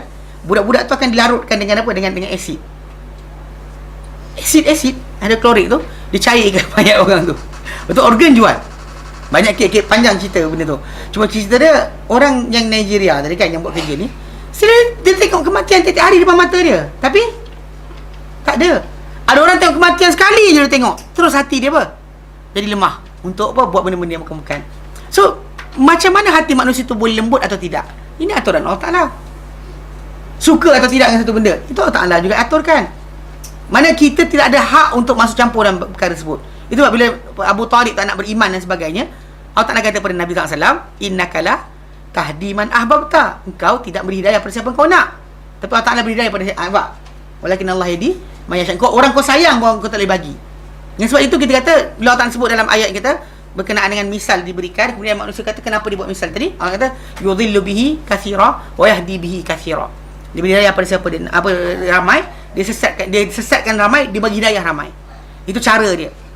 Dalam kesesatan tadi kita faham, Allah Ta'ala bukan sesatkan, dia datang ke asbab sampai orang tu tak boleh tidak kena sesat juga. Contoh macam tiap kali datang dalam diri dia suara mengatakan, ish, salah benda ni. Lepas datang pula orang, mana ada, bagus je benda tu. Maksud dia Allah Ta'ala nak sesatkan dia lah. Datangkan dengan orang. Kalau dia kata Allah Ta'ala datangkan, nak bagi hidayah pada dia, dia terlintas dalam hati dia benda tak elok, tengok benda tak elok. Tapi tak ada siapa datang untuk comfort dia supaya sekian. Dia akan tukar. Dia akan bertukar langsung menjadi kebaikan kepada dia. Contoh macam katakanlah, kita sebut tadi berkenaan dengan masalah kesyirikan tadi. Kan kalau dia kata orang tu pun dia tengok benda tu dia tak suka. Pelik lah benda orang tu buat macam ni. Contohnya zikir, lompat-lompat macam spring kan. Ilallah macam tu kan. Lepas tu dia tak sedap hati. Tak sedap hati. Okay. Kalau tak nak beri hidayah pada dia, dia akan jumpa dengan orang yang terang, dia dah tak sedap hati, orang akan kata terang pada dia A sampai Z benda salah. Lalu hati dia makin lapang untuk tinggalkan benda tu. Kalau tak nak sesatkan dia, dia tengah dalam doubt tadi, datang orang kata, tak salah. Dulu Ja'far bin Abi Talib kan, sepupu Nabi, daripada Ali kan. Dia dulu, Ja'far dulu, bila Nabi kata dengan dia, anta minyo ana minka, engkau apa serupa macam aku. Lepas tu Ja'far tenteng kaki. Maka tengok Ja'far tenteng, maka zikir lompat tak apa. Ni ada kaitan tak tajuk dia? Tak ada kaitan pun. Tapi boleh seorang pensyarah daripada UM kata tak apa. Kerana Ja'far dulu pernah tenteng bila Nabi puji dia, engkau dari aku dari engkau. Mana engkau, kita ni apa, engkau serupa dengan aku. So, dia gembira sangat, terlompat-lompat dia, dan Nabi tak larang pun lompat. Maka dengan itu dia kata, okey, kalau dia kata orang sesatkan orang tu, benda macam ni pun dia boleh ikut. Dia lapang dada, dia rasa boleh buat rupanya. Tenteng zikir tenteng ni. Pasal Ja'far dulu bila Nabi puji dia lompat-lompat. Apa kaitan dia? Tak ada kaitan pun. Kalau kita fikir balik, tak ada kaitan pun. Satu ni tajuk lain, ini tajuk lain. Kegembiraan bila orang tu apa bergembira, dia terbuat dengan satu perkara kan, Nabi kan tak tegur. Macam Omar punya perangai lah, bila dia marah tumbuk orang. Nak kata benda tu clarify ke? Sebelum ni kalau ustaz buat kerja apa, kalau orang degil tumbuk. Omar buat macam tu, Nabi tak pernah marah dia. Nabi pernah tegur 3-4 kali kes yang macam hutang dan sebagainya. Ada kes lain Nabi iakan apa dia buat. Contoh macam ketika Abu Hurairah radhiyallahu anhu dalam hadis Bukhari Muslim, Nabi kata, Nabi masuk dalam satu kebun kan, orang semua ikut, Nabi hilang lama tak keluar. Kemudian ramai-ramai kejar cari Rasulullah, nak tahu Rasulullah pergi mana, takut dibunuh, takut sekian kan. Lalu Abu Hurairah nampak satu lorong kecil antara pokok-pokok tu, dia lompat seberang, tengok Rasulullah tengah duduk juluk kaki dalam kolam air. Kemudian Rasulullah kata kepada Abu Hurairah, dia kata, Rasulullah kenapa? Lepas tu Abu Hurairah kata, kami cari tunggu kau lama, kau hilang. Rasulullah, kami cari takut apa benda jadi pada kau. Nabi kata dengan dia, ambil kasut aku ni, keluar, kau jumpa siapa kau jumpa beriman Allah dan hari akhirat, maka beritakanlah gembira untuk dia dengan syurga. Dia pun keluar dari tempat berkenaan, dia bawa kasut tu. First orang dia jumpa adalah Umar. Dia kata kepada Umar, ya lafaz dia kata, Rasulullah SAW suruh aku pesan pada aku, kalau dia kata jumpa orang yang beriman Allah Ta'ala Rasulnya, maka bergembira kau dengan syurga. Mana dia jumpa, dia kata, aku nak beritahu kau ada berita gembira untuk kau syurga. Omar the first one yang dia jumpa kan, tahu Omar buat apa? Dia tumbuk dekat dada, tergolek, jatuh. Siap menangis lagi Abu Hurairah radhiyallahu anhu. Dia menangis jumpa Rasulullah, menangis beritahu. Kenapa? Omar tumbuk. Betul, Rasulullah kata apa pasal? Dia kata, ya Rasulullah, engkau ke hantar dia dengan kasut engkau, kemudian cakap bahawa barang siapa beriman Allah Ta'ala hari akhirat dan akhirat, engkau jumpa lepas tu supaya cakap ada syurga untuk dia. Lepas tu Rasulullah kata, ya. Dia Dia kata, ya Rasulullah, kalau kau buat macam tu nanti orang akan tinggalkan beramal. Lepas tu Nabi kata, kalau macam tu tak payah cakap macam tu. Tapi Nabi tak kata dengan dia, kan kau tumbuk. So kita nak buat macam tu, menumbuk apa, zikir sambil menumbuk pula. Tadi zikir tentang kan, ni zikir sambil menumbuk. Allahu Akbar, Allahu Akbar, Allahu Akbar, kan? Okey, pasal Umar dulu kan tumbuk-tumbuk orang. So jadi tumbuk dia, Nabi tak tegur, tak marah, so jadi tumbuk orang. Apa hal? Kalau dia kata orang tu tak nak beri hidayah, dia dengar benda ni, dia rasa ridiculous. Dia kata tak nak bagi hidayah pada dia. Dia dengar alasan yang pelik tadi dan dia lapang dada. Dia kata ada ulama kata boleh. Habis. Bahkan ada, kalau orang tu ada dalam idea macam tu, memang tak dapat hidayah. Itu bahaya dia. Sebab kenapa manusia ni kena minta Allah Ta'ala berikan hidayah, minta Allah Ta'ala lembutkan hati. Dia minta. Kalau dia rasa macam, aku rasa tak betul lagi ni, tapi kenapa hati aku berat masih nak buat juga. So minta Allah Ta'ala baiki. Sampai peringkat di mana kita nampak yang benar itu benar, yang buruk itu buruk. Kan, orang kita doa, tapi bila datang teguran, dia tak dengar. Kan doa lepas semayang, Allah ma'arinal haqqa haqqa, jangan perlihatkan kepada kami kebenaran itu kebenaran. Warzuqna warzuqna tiba'ah, jadikanlah kami mengikuti kebenaran tadi. Wa arinal batila batila, perlihat kepada kami batil itu batil. Warzuqna jinabah, tapi dan berikanlah juga kepada kami apa? Rezekikanlah kami untuk menjauhinya. Tapi masalahnya bila orang tegur, lawan. Kan salah, tapi lah ustaz kata boleh. Ada? Itulah kebenaran dia. Bukan Allah Ta'ala dan Rasulnya, tapi apa? Ustaz kata boleh. Tu kena jaga. So hidayah dua bentuk, satu irsyad, satu taufik. Yang irsyad dipegang oleh ustaz, para nabi sini pun, Rasul. Tapi yang taufik hanya Allah Ta'ala saja. Dia akan datangkan asbab sampai orang tu beriman atau bertakwa, atau datangkan dengan asbab sampai orang tu apa? Kufur. Asbab, bukannya paksa. Didatangkan punca-punca untuk orang tu kufur. Bukannya dia paksa orang tu kufur. Dia tak paksa pun. Kalau kata paksa ni masalah pula, salah faham berkenaan qadar. Jelas Okey. Hidayah dan penyesatan adalah mengikut kepada kebijaksanaan. Itu Allah Ta'ala lah. Mana Allah Ta'ala akan sesatkan sesuatu dengan hikmah. Maksudnya bila Allah Ta'ala jadikan benda itu berlaku hidayah, maka itu dengan hikmah yang Allah Ta'ala kehendaki. Dan begitu kalau sekiranya Allah Ta'ala nak sesatkan orang, maka pun dengan sebab apa yang layak bagi orang berkenaan. Allah kata yudillu bihi katsira wa yahdi bihi katsira wa ma yudillu bihi, dia sesatkan ramai, dia hidayah ramai, tapi dia tak sesatkan dengan misal-misal contoh-contoh tadi, illal fasiqin, kecuali orang yang fasik saja. Yang fasik saja yang akan datang benda berkenaan, dia akan tak nampak langsung. Tapi sebab apa? Sebab kefasikan yang dia ada, kedegilan dan penentangan yang dia ada tu menyebabkan dia tidak layak mendapat hidayah. Itu sebab kenapa kita kata bila Allah Ta'ala beri hidayah atau kesesatan, dia berpadanan dengan orang yang menerima tadi. Dia bukannya datang Allah Ta'ala paksa. Tak ada, maksud kita bukan sebab paksa, tapi sebab orang tu punya pendirian.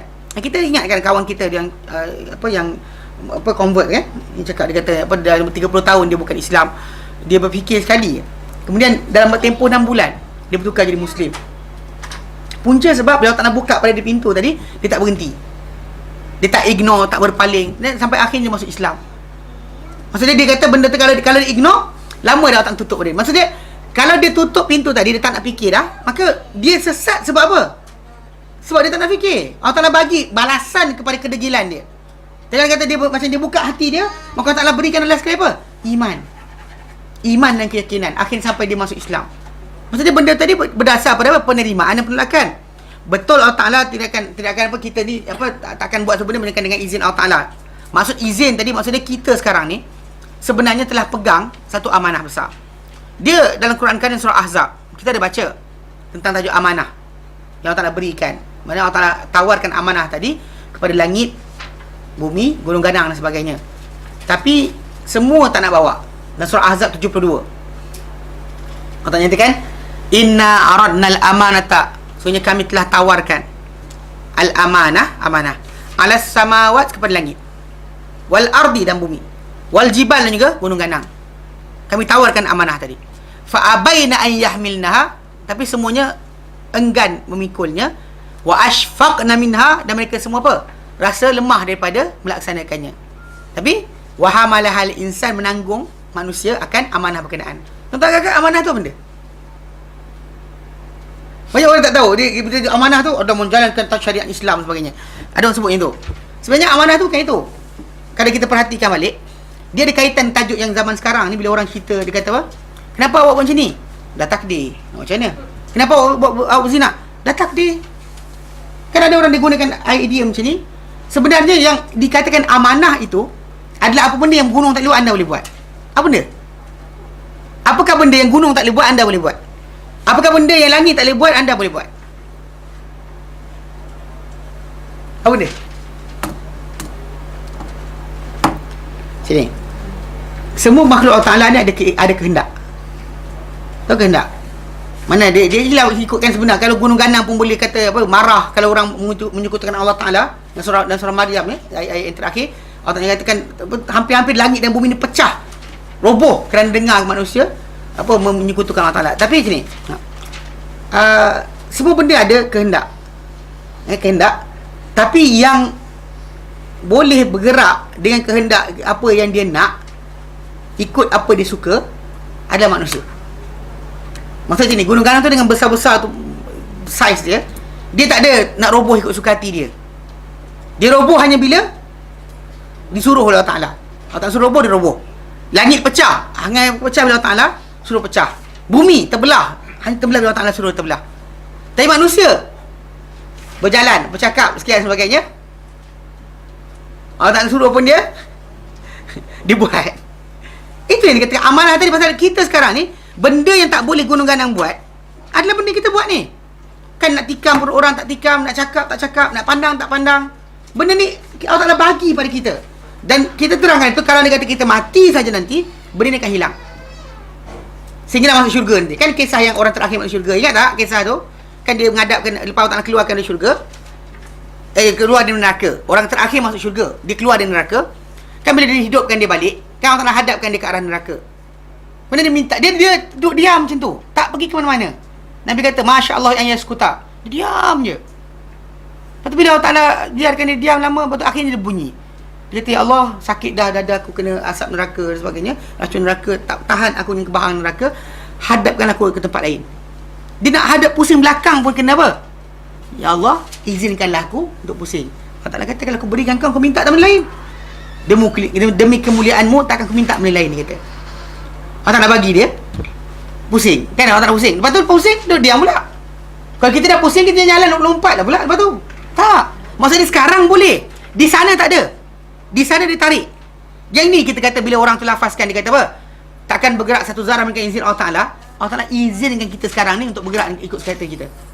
Dia bagi kita. Itu sebab kenapa kita berdosa, ada dosa ada pahala. Kenapa anda berdosa pahala sedangkan Allah Ta'ala tetapkan segala-galanya? Sebab Allah Ta'ala bagi anda benda yang dia tak bagi pada gunung ganang, langit, bumi. Itu apa? Bumi tak boleh buat benda sesuka hati dia. Gunung ganang tak boleh. Hatta binatang pun tak reti buat benda luar. Contoh binatang bermesyuarat. Kita kena take over manusia ni. Jenuh kita kan? Kan? Dia mesyuarat kan? Dia ada, tak ada, dia tak iradah. Bahkan bila kita tarik dia, kita ajar dia, dia dengar cakap kita. Siapa nak beli kambing tu dia? Dia kakak tu. Okey. Maksud dia, kita sembelih dia faham tak? Dia kena patuh tunduk pada kita. Tapi kita je makhluk yang Allah Ta'ala bagi, apa tau? Nak buat apa kamu nak buat, kamu buat. Kan? Al-haqqu min rabbik. Kebenaran itu dari Tuhanmu. Faman syaa falyu'min wa man syaa falyakfur. Siapa yang beriman, berimanlah. Yang kufur, kufurlah. Maksudnya Allah Ta'ala bagi pada kita kunci untuk pakai suka hati kita. Tapi bila sampai akhirat, dia tanggal, dia cabut. So kita sebab kenapa ahli syurga adalah last sekali tadi, dia akan menghadap neraka, dia tak boleh pusing. Lepas tu bila Allah Ta'ala bagi dia pusing, menghadap ke syurga, dia diam pula. Nabi kata, lama dia diam. Dan akhirnya dia bercakap pula. Kata, ya Allah, tadi dia janji dah tak usah minta benda lain. Ya Allah, dia kata, dekatkan aku ke syurga sikit, aku nak tengok benda dalam syurga. Allah Ta'ala kata, wailaka ibn Adam ma aqdarak. Hai celaka kau anak Adam, alangkah kufurnya engkau, alangkah ingkarnya engkau. Kan pasal engkau ada janji dah, tak nak minta benda lain. Tapi sekarang ni dah bagi, minta benda lain pula. Dah bagi, minta lagi. So dia kata, alangkah mungkinnya engkau. Lepas tu dia kata, ya Allah, jangan kau jadikan aku sehina makhluk engkau, semalam-malam makhluk engkau. Allah kata, kalau aku bagi benda kau minta tak benda lain, demi kemuliaanmu, takkan aku minta benda lain, dia kata. Allah Ta'ala pun gerakkan. Nampak tak? The movement tadi tu, yang sekarang ni anda tak payah fikir. Allah Ta'ala bagi kunci tadi. Ini amanah. Maka dengan sebab itu anda akan ada apa? Dosa pahala. Gunung tak berdosa, langit tak berdosa, bumi tak berdosa. Sebab mereka apa? Tak boleh bergerak macam kita bergerak. Binatang-binatang ada ustaz berjalan. Tapi perasan tak binatang-binatang ni dia buat kerja dia je. Macam anak-anak kan. Dia makan, lepas tu dia tidur, makan, tidur. Itu je kerja dia. Mana buat kerja lain. Dia buat mesyuarat sedunia kan. Anak-anak sedunia. Mesyuarat Perhimpunan Agung. Perhimpunan Agung anak-anak ni. Perhimpunan Agung UMNO ada kan. Perhimpunan Agung anak-anak ke. Perhimpunan Agung apa. Kan burung tu terbang musim dan sebagainya. Mana ada dia. Orang jadikan dia balik ke clock. Dia jalan ke mana, timing mana tidur. Macam tu je. Tak ada iradah macam kita. Macam kita ni berlanggar. Asal tak jadikan malam tu gelap tidur kan. Kita cari jalan. Terangkan dunia. Buat kerja pula. Perasan tak? Ini dikatakan amanah yang Allah Ta'ala bagi pada kita.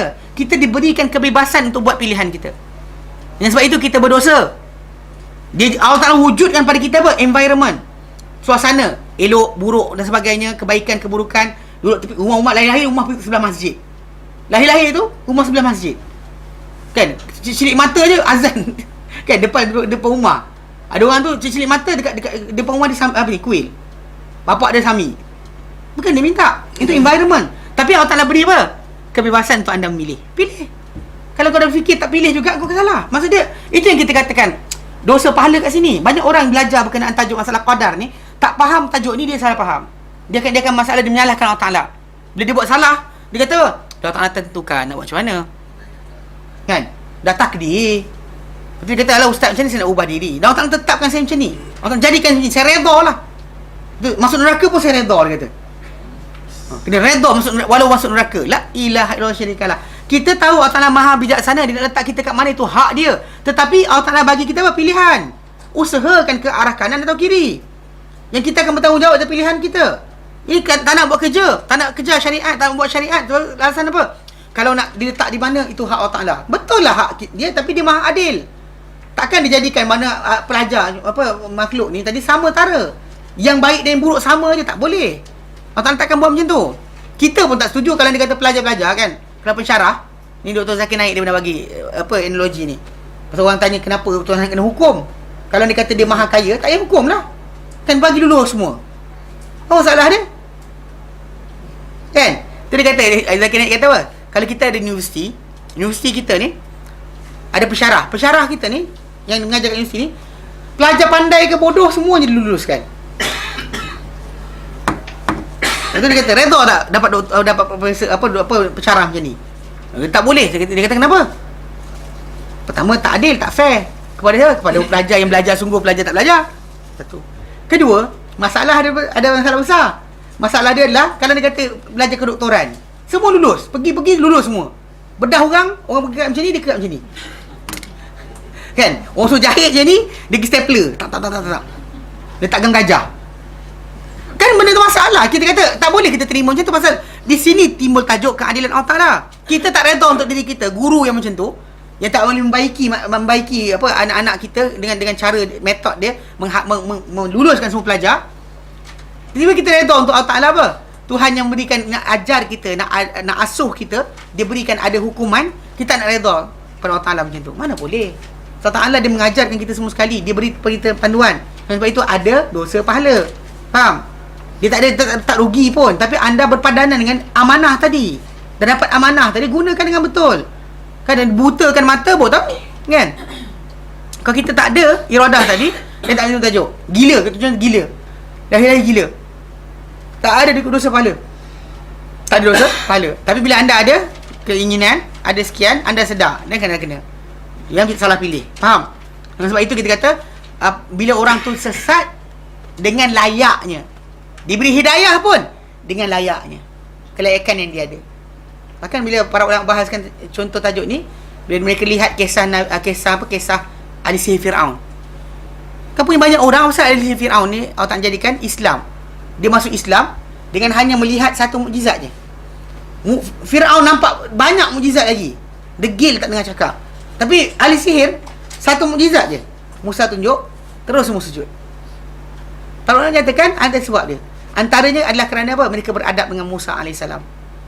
Pasal mereka ketika mula jumpa Musa, mereka kata imma antulqiyah, dia kata either wahai Musa, either engkau campak dulu atau kami campak dulu.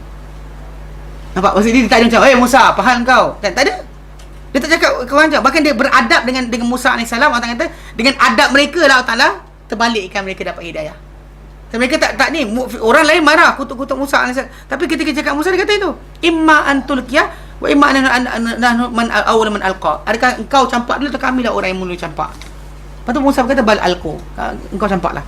Maksudnya dia beradab dengan Musa, bukan dia jumpa Musa dia terus macam tak sedap, baling sekarang. Tak. Dia tak buat macam tu. Bahkan diorang tunggu, tanya Musa baik-baik. Perbuatan mereka ni adab. So ada para ulama berkata, menyatakan bahawa dapatnya mereka hidayah tadi sebab apa? Beradabnya mereka dengan Musa AS. Maka Allah buka untuk mereka pintu iman, ilmu dan iman. Maka mereka nampak mukjizat Musa, benda besar menyebabkan mereka beriman. Jika tidak, jika tidak adalah, maksudnya dia ada asbab. Allah tak jadikan benda tanpa sebab. Makan ubat, sihat. Kan? Makan racun, sakit, mati dan sebagainya. Itu adalah asbab-asbab yang kena manusia fikirkan. Dan seterusnya, dalam pencitraan Al-Quran, Al-Quran ceritakan mengenai kisah penghalifahan Adam. Mana Adam dilantik sebagai khalifah. Di dalam perincian penciptaan yang datang dalam surah Al-A'raf, Al-Hijr, dalam surah Al-A'raf, Al-Hijr dan Sad, ada ayat-ayat lain, terdapat penolakan terhadap teori evolusi dan juga perkembangan. Yang dahulu seorang pengkaji bahasa Inggeris nama Darwin, Charles Darwin, telah menerbitkan pada 1859 buku yang bertajuk On the Origin of Species, yang berkisar mengenai asal kehidupan yang merupakan sel dalam lumpur, dan alam semula jadi mengurniakan sebahagian kehidupan punca-punca pengekalan. Lalu itu membawa pada pembaikan spesies yang terhasil daripadanya spesies maju seperti kera dan lebih maju seperti manusia. Jadi alam ni datangkan dengan maksudnya asalnya kan one cell kan, unicell dan lumpur. Kemudian lumpur tadi kena ni sekian-sekian, kemudian jadi ikan jadi biawak jadi burung jadi buruk. Dia bayang macam tu. Dan bahkan dia bila dikaitkan dengan survival of species tadi, contoh atau the fetus, dia kaitkan dengan tajuk, maksud dia bila binatang tu nak selamatkan diri dan dia akan develop organ baru.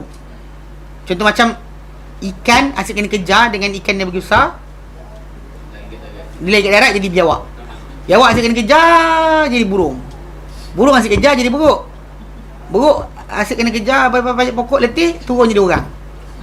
Tak, ini semua ni idea tadi pasal apa yang Adam AS diceritakan, kisah Adam jadi dalam 4 surah berkenaan. Ia adalah satu clarification apa-apa yang datang selain daripada Al-Quran Karim adalah salah. Maka memang kita kata akhirnya manusia terpaksa mengaku benda ni. Cuma kita kata masih lagi degil. Nama teori, bukannya fakta. Tapi diajarkan di sekolah. Pelik lah tu, mana boleh. Teori ni benda tak terbukti lagi. Teori. Dan teori ni bukan benda pembuktian. Bahkan dia adalah anggaran-anggaran. Bahkan tak disokong dia apa-apa dalil pun. Tak ada bukti pun. Dan dia tangkap beruk rupa orang. Lepas tu orang dan beruk sama. Mana boleh? Kan? Kalau ni pergi Pulau Galapagos, nampak burung ni, kejap ada paruh macam ni, ada paruh tajam, ada paruh muncung, ada paruh pendek. Dia kata paruh-paruh tu terbentuk sebab cara makan. Payah-payah nak makan, maka paruh dia jadi panjang. Jadilah burung kelicap. Kalau payah-payah ni nak pecahkan ni, dia pendek, keras, boleh pecahkan kacang. Semua sekali ni adalah andaian.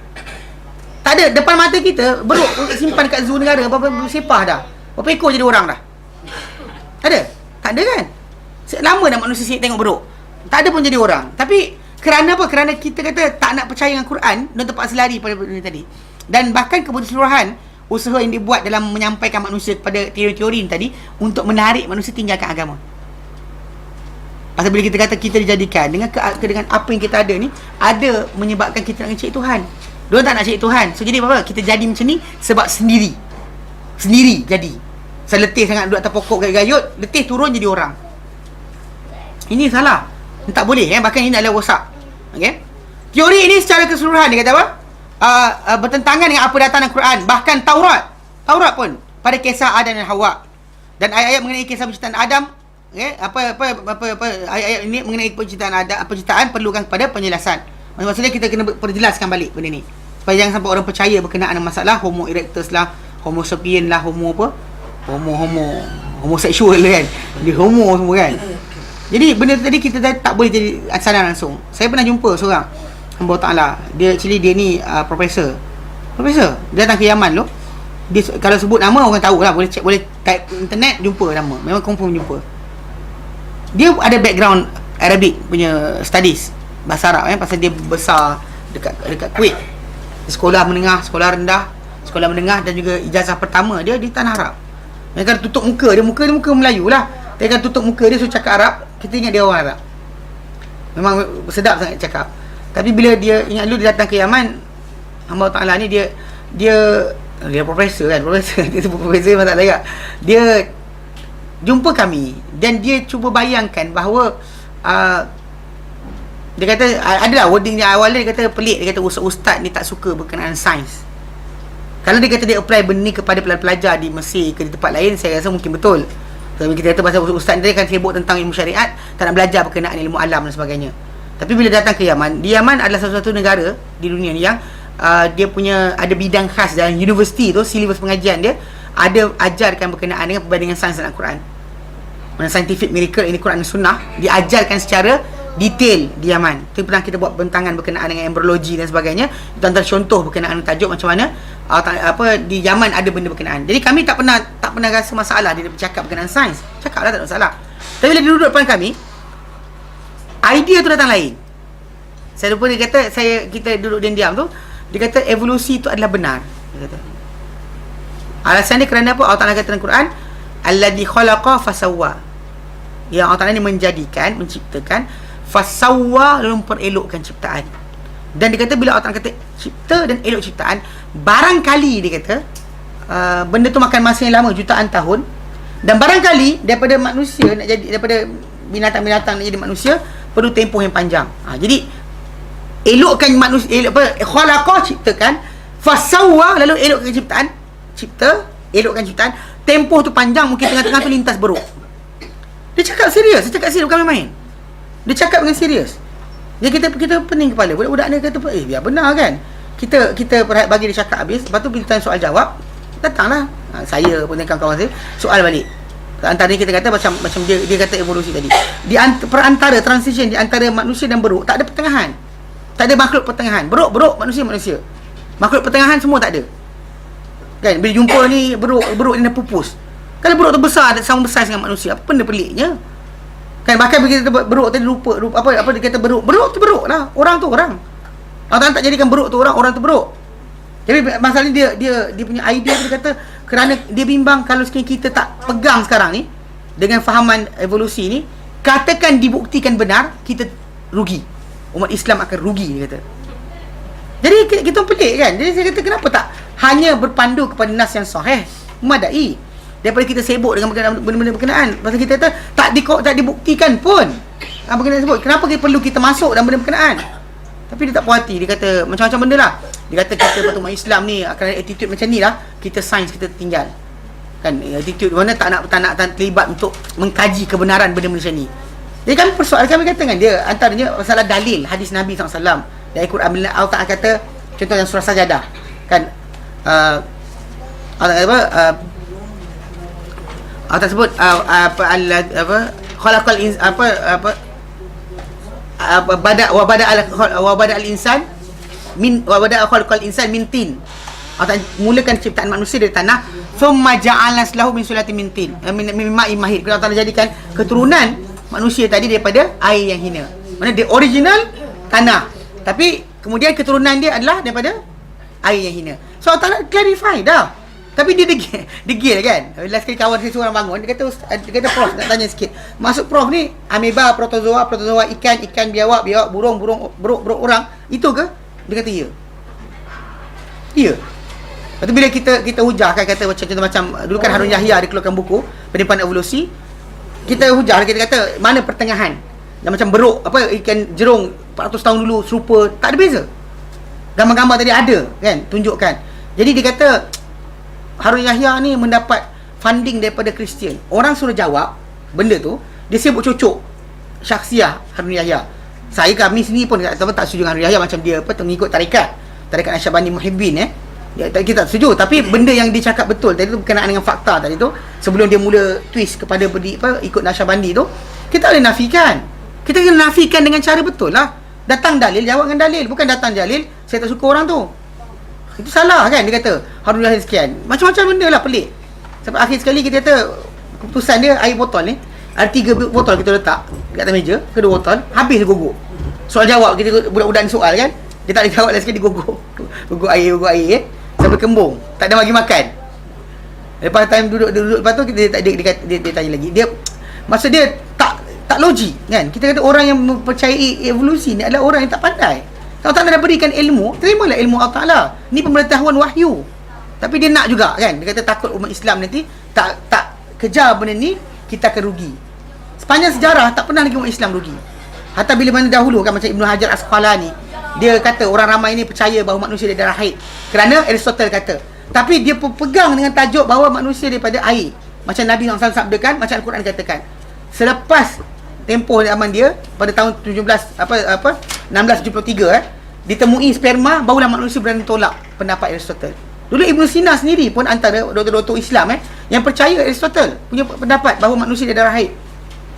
Tapi ahli hadis berpegang bahawa Allah Ta'ala tak kata dan jangan cakap. Dan akhirnya lepas ditemui betul tentang sperma dan ovum, barulah manusia kata apa? Manusia daripada air. Barulah betul. Tapi yang berjaya mendapat kemuliaan tadi adalah orang yang berpegang dengan sunnah Nabi SAW. Tak perlu kita lari pada benda lain. Kita dah mulia dengan nas yang ada. Bila orang tu lari dan Allah Ta'ala akan hinakan. Kan lepas daripada berlakunya penemuan, baru kita kata bodohnya manusia percaya benda berkenaan. Faham? Secara tak langsung kita kata benda macam ni tak sepatut berlaku. Sebab Allah Ta'ala dah berikan ilmu, maka tak perlu kita cari jalan lain untuk pengetahuan yang berbeza daripada tajuk tersebut. Jelas Jelas Okey. Jadi sebab saya terangkan dulu, kita kata ada orang pernah cuba buat nyawa, Alexander Oparin dan juga yang buat klon tu kan. Tapi akhirnya mereka terpaksa kata apa? Dia tak kata yang kita jadi daripada buruk. Dia kata apa? Manusia ni dah dibuat oleh makhluk asing. Even sekarang ni Richard Dawkins kan yang kepala kepada etis dunia bila dia tak ada keputusan, akhirnya tak kata buruk pun, dia kata apa? Kita dibuat oleh makhluk asing. Makhluk asing, ada alien come from far away, created us and then went away. Ni kan baik suruh budak kecil jawab. Lepas suruh dia jawab profesor. Apa guna dia profesor tapi tak berdasar pada fakta. Faham? Jadi secara asasnya kita umat Islam ni dimuliakan dengan ilmu Allah Ta'ala berikan, maka tak payahlah kita cari ilmu yang lain. Dalam masalah perkara ghaib, dalam masalah berkenaan dengan tajuk muamalah kehidupan, maka belajar. Walaupun bukan daripada Islam pun belajar. Cara nak mentadbir, cara nak buat senjata dan sebagainya. Orang kafir buat, tak nak belajar. Buka Quran, mana nak buat senjata? Tak jumpa lah. Cari, mana senapang nak buat macam mana? Tak ada lah kan. Tengoklah sana yang buat senjata dan sebagainya. Jangan kita rigid masalah muamalah, rigid dalam masalah akidah, ibadah, akhlak je. Ini tak ada cari jalan kecuali nas. Tapi kan dia kata berkaitan tajuk masalah muamalah, cara kita mentadbir dan sebagainya, dan terbuka untuk kita membuka daripada mana-mana pengalaman manusia, kita ambil untuk panduan kita. Walaupun bukan orang Islam sekalipun. Kan buat senjata dan sebagainya kan, nak buat kapal selam, buka dalam Quran, tak usahlah. Kan, buka lah, tengoklah benda, belajar dengan kafir, tak ada masalah. Nak buat televisyen dan sebagainya, belajarlah. Kita reti, belajar. Tapi bukannya dalam akidah, ibadah, akhlak, jangan sekali-kali balik pada mereka punya sumber. Jelas? Baik, kita berhenti kat sini insya-Allah. Ada soalan? Okey, tak ada. Kita berhenti kat sini. Wallahu a'lam. Kita sambung insya-Allah.